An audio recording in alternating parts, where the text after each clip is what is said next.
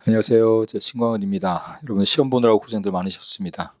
이번에도 형사소송법을 먼저 말씀을 드리면, 형사소송법은 보니까 뭐 수사나 증거나 이런 게 골고루 출제가 됐어요. 뭐 수사도 한 12문제, 증거도 한 12문제, 그리고 공소제기하고 공판이 9문제, 재판 이후에 5문제 정도 출제됐는데, 뭐 거의 전반적으로 봤을 때는 내용들이 아마 여러분이 공부하셨던 내용들 중에서 많이 나왔을 겁니다. 그래서 특별히 뭐 이게 아주 어렵다라는 건 아닌데, 다만 앞쪽에 수사 파트에서 몇 문제가 좀 낯선 설문들이 좀 몇 개 좀 있었죠. 그래서 그런 설문들 때문에 조금 당황하신 분도 계시거나, 또는 그게 영향을 조금 줬을 수는 있을 것 같아요. 하지만 뒤쪽으로 가보면, 증거 파트나 이쪽 뒤에 가보면 굉장히 평범한 문제들이 많이 나와서 앞에 몇 문제 빼고는 거의 대부분이 그냥 평범한 문제들이 나왔다고 볼 수 있을 것 같습니다. 그래서 아주 어려운 시험 문제는 아니지만, 다만 제가 아까 말씀드린 것처럼 앞에 그 설문 자체가 좀 생소한 설문들이 몇 개 좀 있어가지고,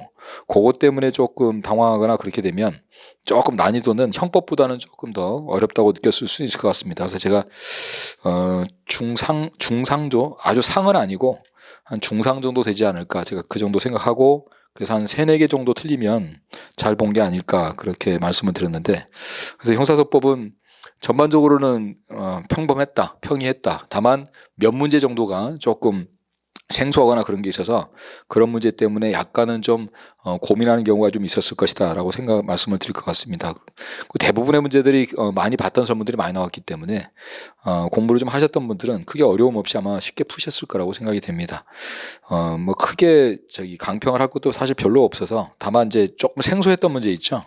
그 부분을 제가 좀 간단하게만 좀 설명을 좀 드릴게요.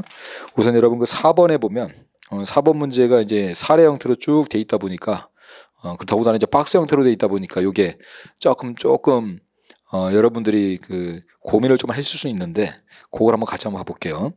4번에 2018년 1월 1일부터 2020년 12월 31일까지 사업자 갑은 다른 사업자 을, 병과 함께 독점 규제 및 공정거래에 관한 법률에서 금지하고 있는 부당한 공동의를 하였는데, 2021년 5월 1일 공정거래위원회는 이를 인지하여 조사한 후 갑만을 검찰에 고발하고 을과 병에 대해서는 실형조치를 명하였다.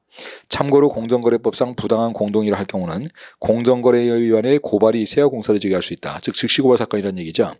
그럼 잘 보시면은 앞에 첫째 줄에는 2018년 1월 1일부터 2020년 12월 31일까지가 이미 이게 부당한 공동의를 한번 했고요. 그 다음에 21년 5월 1일 날 검찰에 고발이 됐고요. 그 다음에 실형조치가 명한 사건입니다. 그럼 이제 보시면 기업법부터 볼게요. 갑에 대한 공정거래위원회의 고발이 있기 전에 수사기관이 갑에 대한 공정거래법 위반 혐의를 수사했다면 그 수사는 위법이다. 이거는 잘 아시는 거죠. 즉시고발 사건이나 친고죄에서 고소고발이 있기 전에 수사를 했다고 하더라도 그게 위법이 아니라고 보는 것이니까, 위법하다고 하면 틀린 거고, 이번에 공정거래위원회 갑에 대한 고발은 친고죄에 관한 고소의 주관적 불가분원칙을 규정한 형소법 233조의 준용에 의해서 을병에 대해서 효력이 발생한다. 이것도 뭐 간단한 내용이죠. 고발에는 주관적 불가분원칙이 준용이 되지 않기 때문에, 준용된다는 게 틀린 거고, 따라서 준용이 되지 않기 때문에 갑에 대한 고발은 을병에 대해 효력이 발생하지 않겠죠. 디귿번에 검사가 2021년 5월 20일 갑에 대해서 불기소 처분을 한 후에, 자 21년 5월 20일 불기소 처분했다는 얘기는 다시 여러분 사례 본문을 가보시면 18년 1월 1일부터 20년 12월 30일, 요거를 21년 5월 1일 고발을 했잖아요. 그 고발된 사건을 불기소를 했던 겁니다. 자, 그 다음에 다시 설명으로 디귿으로 가시면 갑이 2022년도에 다시 공정거래법상 금지되고 있는 부당한 공동의를 또 했네요. 만약 공정거래위원회가 갑의 2022년도 위반행위에 대해서만 검찰에 고발했을 때 2020년도 위반행위, 자, 그 전에 들어왔던 거 있죠. 그 고발됐던 것이 불기소로 끝났었는데 그것을 다시 공소제기할 수 있느냐. 여러분 판례 아시죠? 한번 고발이 들어왔다가 불기소 처분했다고 하더라도 다시 공소제기가 얼마든지 할 수 있다는 거, 고발이 안 없어지기 때문에. 그래서 그걸 이 판례를 사례 형태로 만든 거죠. 그다음 니을문에 보시면 공정거래위원회가 갑에게 공정거래법의 규정을 위반한 혐의가 있다고 인정해서 공정거래법에 따라 갑을 고발하였다 하더라도 해당 혐의에 관한 공정거래위원회 처분이 위법하여 행정소송에서 취소된다면 공정거래위원회 고발을 기초로 이루어진 공소제기력이 부정된다라고 했는데, 일단 공정거래에 고발이 있어서 검사가 공소제기를 했다면 그 공소제기를 뒤늦게 행정처분이 취소된다고 해서 공소제기를 위법으로 만들어버리는 건 말이 안 되는 거잖아요. 그래서 행정처분이 취소된다고 해서 그렇게 되는 건 아니다. 일단 고발이 있다면 검사의 고발은 검사의 공소되기는 적법 유효합니다. 그래서 효력이 부정되지는 않는다는 거. 그래서 거기 D급번 하나만 맞는 거죠. 그거 하나 보시고, 그 다음에 8번 문제를 좀 보시면, 이 8번 문제가 조금 논란이 좀 있네요. 8번이 구속에 관한 설명인데, 자, 1번에 봐보시면 피고인이 구속된 경우에 변호인이 없는 때에는 법원은 직권으로 변호를 선정해야 하는 바, 여기서 피고인이 구속된 경우란 피고인이 당해 형사사건에서 구속되어 재판을 받고 있는 경우뿐만 아니라 피고인이 별건으로 구속되어 있거나 다른 형사사건에서 유죄로 확정되어 수용 중에 있는 경우도 포함된다. 이 내용은 잘 아시죠? 우리가 국선변호 선정사유에서 구속된다라고 하는 것은 당해 사건으로 구속되는 것만 해당되기 때문에 다른 사건으로 구속되어 있는 경우는 포함이 되지 않습니다. 그래서 1번은 명확하게 틀린 지문인데, 3번도 먼저 볼게요. 3번도 교도소에 구속된 자에 대한 공소장의 송달은 교도소장에 송달하면 구속된 자에게 전달된 여부와 관계없이 효력이 생긴다. 우리 재수사 특칙이 인정이 되기 때문에 제출한 사람도 교도소장한테 제출하면 되는 것이고, 또 법원이 교도소장 피고인 재소자한테 보낼 때도 소장에게만 보내면 되잖아요. 그래서 당연히 맞는 거고, 4번에도 형 집행정지 중에 있는 경우는 법률에 따라 구속 중인 경우에 해당한다고 볼 수 없다. 형을 정지 중인 이게 구속된 사람이 아니죠. 형을 살고 있는 사람이기 때문에. 그래서 그거 당연히 맞는 말인데, 자, 2번이 좀 논란이 좀 되고 있습니다. 2번을 보시면 법관에 대한 기피 신청이 있을 때는 소송의 지연을 목적으로 함이 명백하거나 기피 신청의 관할 규정에 위배된 경우를 제외하고는 소송 진행을 정지하여야 하지만 급속을 요하는 경우는 예외로 한다라고 되어 있는데, 자, 우리 기피 신청이 있게 되면 소송 진행을 정지하도록 되어 있죠. 그럼 소송이 이루어지지 않는 겁니다. 자, 기피 신청하면 정지하는 게 원칙인데 예외가 간이 여기에는 급하면 정지하지 않는다고 그랬죠.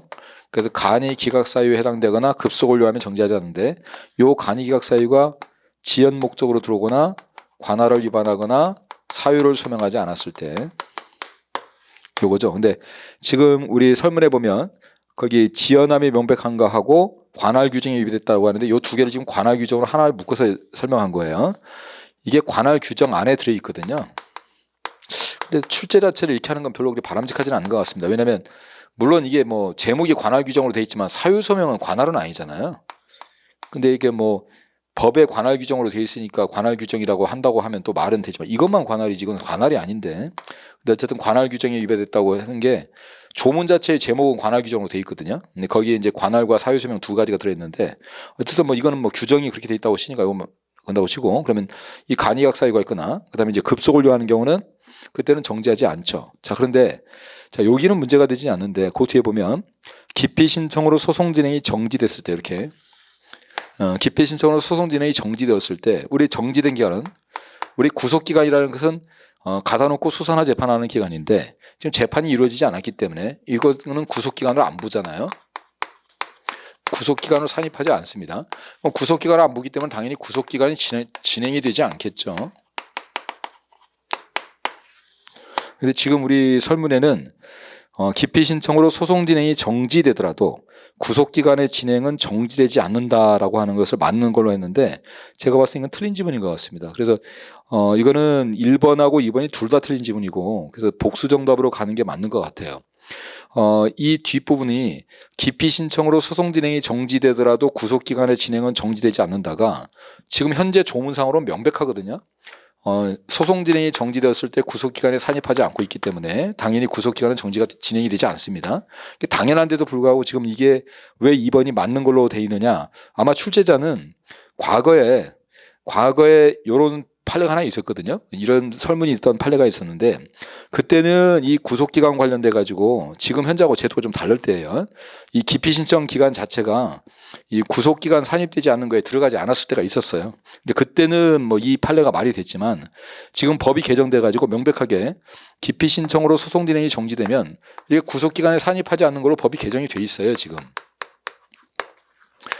현재는 법상 구속기간이 산입되지 않기로 돼 있기 때문에 당연히 구속기간에 진행하지 않는 게 당연한 겁니다. 이거는. 근데 과거에 이 법이 들어오기 전이니까, 그러니까 기피 신청했을 때 구속기간이 정지되지 않는다고 했던 그 판례를 가지고, 과거의 판례, 국법상의 판례죠. 이 판례를 가지고 그러니까 그 판례에서 그 문구가 있으니까 정지되지 않는다라고 얘기하는 것은 이건 맞는 표현이라고 보면 안 되겠죠. 지금 법이 개정돼 버렸으니까. 더군다나 지금 이 2번이 만약에 100번 양보를 해서 이게 판례의 설문이다라고 한다면 그 2번 내용이 전체 판례를 그대로 갖다 놓고 그 판례를 그냥 쭉 적었다면 그러면 그 당시 상황에 했던 판례 얘기니까 라고 이해를 할 수 있겠지만 지금 2번 설문 자체는 판례를 갖다 놓은 게 아니라 지금 조문을 설명하고 있잖아요. 이게 조문을 쭉 설명한 상태에서 그 뒷부분만 판례 얘기다라고 한다는 건 또 너무 억지 같습니다. 그래서 2번도 제가 봤을 때는 틀린 걸로 봐서 1번과 2번이 둘 다 틀린 걸로 가는 게 맞다고 봐요. 다만 아마 여러분들이 1번이 너무나 명확하게 틀리기 때문에 이거 가지고 그렇게 고민을 해가지고 하셨던 분은 별로 없을 것 같고 대부분이 다 1번으로 아마 답을 체크해서 복수 정답이 돼도 크게 이것 때문에 큰 차이가 있지는 않을 것 같은데 그래도 어쨌든 답이 되고 안 되고는 정확히 하는 필요가 있기 때문에 1번하고 2번은 둘 다 틀린 걸로 보는 것이 저는 맞다고 봅니다.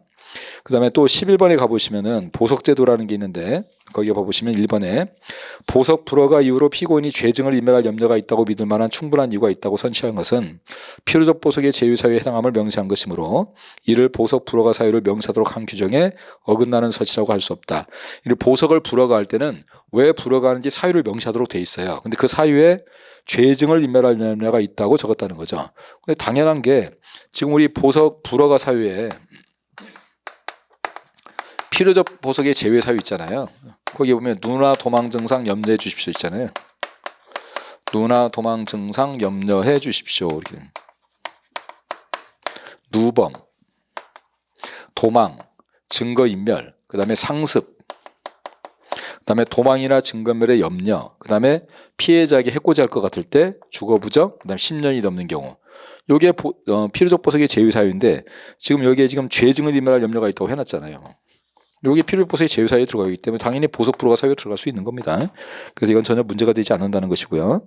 그다음 이번에 법원이 집행유예기간 중에 있는 피고인의 보석을 허가한 것은 누범과 상습범에 대해서는 보석을 허가하지 아니할 수 있다는 형소법의 취지에 위배되어 위법이다라고 했는데 우리 보석은 허가하여야 한다가 원칙이고 제외 사유가 있어도 허가할 수 있다지 허가할 수 없다는 아니라고 했습니다. 그래서 허가할 수 없다는 말이 나오면 틀린 거라고 그랬어요. 다만 보석이 안 되는 게 딱 한 번 있긴 하죠. 감정유치 중에는 보석을 허가할 수 없단 말이에요. 그래서 감정유치라는 거 빼고는 보석을 허가할 수 없는 경우가 없어요. 따라서 지금 집행유예 중에 있다고 해서 보석을 허가를 못하는 건 아닙니다. 그래서 허가하지 아니할 수 있다는 형소법의 취지에 위배되다 그런 것이 않습니다. 얼마든지 보석을 허가할 수 있다는 거. 그 다음에 3번에 법원이 검사 의견을 듣지 아니한 채 보석에 관한 결정을 하였다고 하더라도 이 검사의 의견 자체가 본질적 요소가 아니기 때문에 검사 의견 안 듣고 석방을 했지만 그 사람이 당연히 보석으로 나갈 사람이라면 그 절차 안 들었다는 이유만 가지고 즉 본질적 요소도 아닌데 참고 사안인데 그걸 안 들었다는 이유만 가지고 취소할 수는 없다는 거. 그다음에 4번에 1심이 피고인에 대한 보석 허가 결정을 해서 그 결정 등본이 검사에게 송달되자 검사가 그 결정에 대해서 즉시 항고가 아닌 보통 항고를 하였다면 항고심이 이에 기해서 1심의 보석 허가 결정을 취소하는 결정을 할 수 있다라고 되어 있는데 일단 검사가 지금 현재는 보석은 즉시 항고가 안 되죠. 즉시 항고 안 되기 때문에 당연히 즉시 항고 안 되면 뭘 할 수 있죠? 당연히 보통 항고 할 수 있는 겁니다. 따라서 즉시 항고를 못하는 것뿐이지 보통 항고는 얼마든지 할 수 있기 때문에 보통 항고 가능한 것이고요. 따라서 보통 항고가 들어왔기 때문에 법원이 그걸 보고 보석 허가를 취소 결정할 수도 있는 겁니다. 그래서 이걸 가지고 위법이라고 볼 수 없다는 겁니다. 그래서 틀린 거는 2번이 되겠습니다. 나머지 문제들은 너무 평이한 문제여가지고 사실 그게 그렇게 설명이 필요한 문제는 없는 것 같습니다. 자, 어쨌든 제가 아까 말씀드린 것처럼 문제 자체는 평이했습니다. 다만 제가 지금 말씀드린 4번이라든지 특히 8번이라든지 11번 정도가 약간 좀 생소한 판례가 좀 몇 개 있어가지고 그것 때문에 조금 헷갈릴 수 있거나 8번의 이제 문제 자체가 제 생각에는 이건 오류 같은데 1번과 2번이 둘 다 틀린 점으로 봐야 될 것 같은데 여기서 지금 복수 정답이 좀 있는 것 같습니다. 몇 가지 이런 문제 때문에 조금 문제를 푸는데 약간 당황을 하거나 고민한 점은 있을 수 있어도 전반적으로 문제 자체가 쉬워가지고 아주 어렵다고 할 수는 없고 다만 이런 영향 때문에 조금 어렵게 생각하시는 분 좀 있을 수는 있었겠다. 그리고 일단 형법 말씀드리죠. 형법이 너무 쉬워버려가지고요. 형법에 비해서는 조금 더 어렵다는 느낌이 좀 들었을 것 같습니다.